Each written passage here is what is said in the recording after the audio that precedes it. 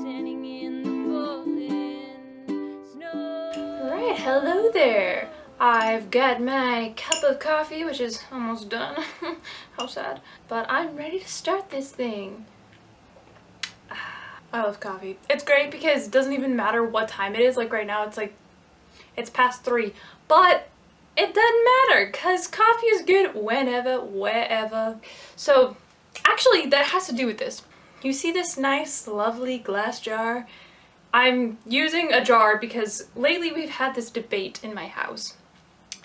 Because, well, I say it's a debate, it's more like a conversation of craziness. Because we like to use like nice glass cups for drinking, but we also have concrete floor. Meaning that anytime we drop the cups, they break. Like pretty much every single time. So we're constantly buying new cups. So this has been a discussion in our house of what we should do about that. How many this person has broken, how many this person has broken, and all that jazz. So I've taken it upon myself to just drink out of one specific cup, but cups are boring. So mason jar it is. But I was thinking about it, and okay, there's a few things that are just topics you hear about all the time, right? I feel like humanity, our brokenness, our fallen nature is something that's talked about a lot. Because it's very true, like we are all broken, but I kind of wanted to think about it in a little bit of a different perspective. I wanted to see it in a different way because, I don't know, yeah, we all are broken, but what else is there for this? Like, okay, I get it, I'm broken, I'm imperfect, now what? One of the biggest things that I think isn't quite true in the way of thinking about our brokenness is a lot of times we tend to think, oh, it's because of this really traumatic thing that happened to me and now I'm broken. Or it was because of this terrible sin that I committed and now I'm broken. We kind of place it as one specific thing that either happened to us or that we did, and it's like, okay, because of this specific thing, scenario, whatever, now I'm broken. But I think that's the wrong perspective of brokenness, because we are all broken people, right? That's pretty common to hear, but why? Not everybody has experienced these terrible traumatic things in their life, so how are they broken? There's a lot of people you could look at and be like, I feel like my life is a lot more falling apart than theirs is. That's not always true, but sin is the cause of our brokenness. It's because of sin that we are broken. Sin in general, not just our sin, but the other person's sin, because of Adam and Eve's sin, just sin in general. Because of that sin, we have been broken. One way I like to think about it is, okay, imagine you're this full-length mirror, and right in front of it is God. We are made in the image and likeness of God, right? So we are made to reflect His perfection. So here we are as this full-length mirror, but when sin came into the picture, sin took a baseball bat and he smashed the mirror into pieces, and now we are broken. But of course, we know that we have Jesus to save us, right? Jesus then took those pieces. By His death, He took those pieces and He put them back onto the mirror again. And now, once again, because of His death, because He loved us enough to sacrifice Himself for us, we are once again made whole. Think about it right before Jesus put all the pieces back of yourself. Like here you are in your own personal life and you're in pieces on the floor. And your first reaction is, oh, I gotta gather all my pieces up because like I'm broken and this is terrible. I'm not my full-length mirror anymore. And you're grabbing your pieces and you're trying to hold on to as many as you possibly can.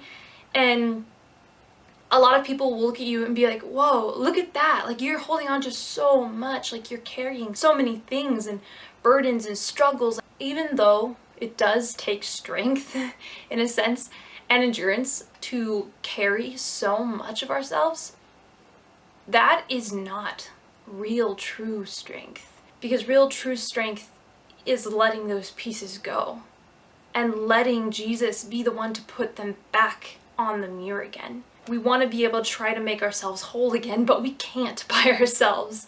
We need Jesus to be the one to do that. So we need to say, okay, I'm going to let myself go. I'm going to give you my pieces so that you can remake me into something beautiful again.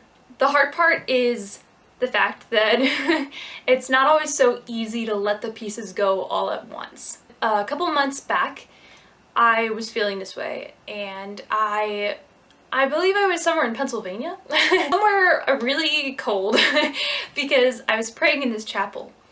And in the chapel there was this huge window, and right in front of the window was a crucifix. It was a beautiful experience, just being able to like pray in front of the image of Jesus, but also in front of creation and seeing just how beautiful it was. But I remember just feeling so like weighed down by so many pieces of myself, and hearing these voices in my head saying, if you let go, you're weak. If you let go, it's because you weren't strong enough to hold all the pieces of yourself together. And all these lies were just flooding into my head. And even the comparison of my struggles, because your mirror is broken in a different way than my mirror is. Maybe my mirror is just a bunch of small pieces, a bunch of little things. Maybe somebody else's mirror is a bunch of really big pieces. They have had some really difficult struggles in their life, difficult things that have happened to them, things that they've done, mistakes they've made. Everybody's mirror is broken differently. Just because I had a million pieces, I was like, oh my gosh, I'm so burdened by this, but look at that person, they are only holding 3 pieces. But maybe their 3 pieces are huge, you know? And so I was fighting both the lies of the fact that I would be weak if I let it go, and I was also fighting against the temptation to compare my own struggles, my own brokenness to other people's struggles and brokenness. And I was just so bombarded with this, like just full on like overwhelmed. And then outside the window it started snowing, and it was just so beautiful. I remembered as the snow was falling, like little tiny bits at a time, I knew that God was saying, hey, be like that snow.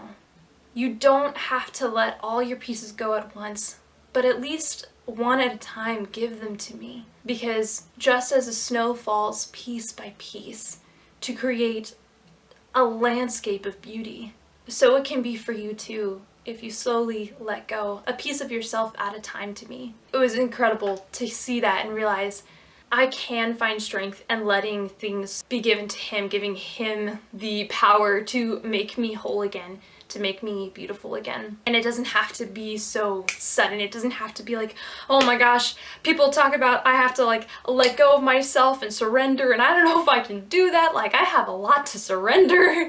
Like, you may think that, like you hear it all the time, like just let yourself go, give yourself over to God, surrender yourself. Like, that's something you do hear a lot, and it can be really overwhelming. But don't be overwhelmed by that. Look at yourself, see that concept of how beautiful it is that snow doesn't just fall down all at once. It snows and it rains down in pieces. It's beautiful in that way. Something that I want to leave you with is an encouragement to not just surrender yourself and your pieces and your brokenness, but abandon them. Somebody once described this as 2 totally different things, and I never really thought about it, but they kind of described it like when you surrender, it's like, you know, when you're in a battle or something and you're caught and you surrender to the enemy, they take you in and you're captured, but you're still trying to get away, right? Like, you're still in the enemy's camps. Even though you did surrender, you're still trying to take yourself back in a sense. Versus abandonment means to let something go and then not come back for it ever. Ever. To give it over and not return to it, which is a lot harder. But if you've ever read this book, it's a really, really good book. I highly suggest you get this book. It's called The Imitation of Christ. It's inspired me so much in a million different things, but I read something from it this morning that has to do with this, and this is what I'll leave you with because it's just so good. So this is kind of coming from God's perspective speaking to us. It says, "You will always gain greater grace when you have given yourself up completely to me without taking back your gift. Some at first give up everything, But afterward, under the pressure of temptation, they return to what they had forsaken, and so they do not advance in virtue. If you've never heard these words from anyone, I want you to hear them now and believe them. That you are strong when you can abandon all of yourself to Christ. That your strength comes in surrendering and not taking back. And that you can do it.